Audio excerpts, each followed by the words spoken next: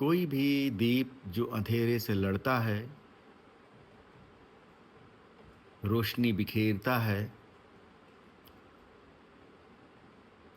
वह एक छोटे प्रयत्न की तरह दिखाई देता है। अंधेरे के इस विशाल फैलाव में दीप का जलना एक छोटा सा प्रयत्न है, एक कोशिश है। अपने घर आंगन को साफ करने, बुहारने और उसे आलोकित करने का यह एक छोटा प्रयत्न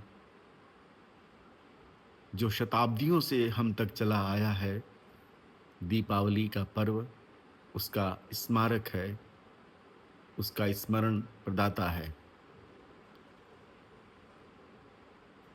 यह इसलिए भी ज़रूरी है कि हम कहीं न कहीं अंतःकरण में उस दिए को जला सकें। और यदि वह दीप हमारे अंतःकरण में जलता है, तो हमें प्रकाशित करने लगता है और हमारे मन के जितने भी अंधेरे हैं, उनको वह छाँटने लगता है।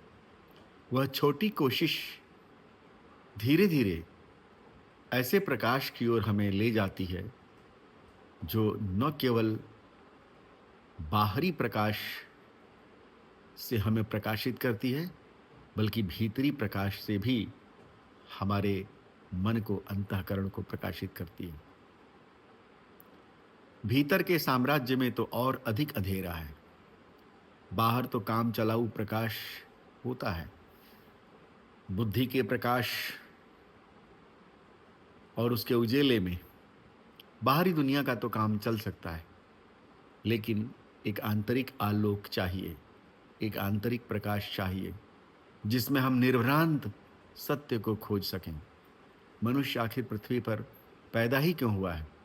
यदि वह सत्य को नहीं समझ सकता, सत्य की खोज में नहीं रमता, तो ये प्रकाश का पर्व लाखों बार भी आएगा, तब भी हमारे मन के अंधेरों को दूर नहीं कर पाएगा और उसका प्रभाव बाहरी दुनिया पर भी पड़ेगा।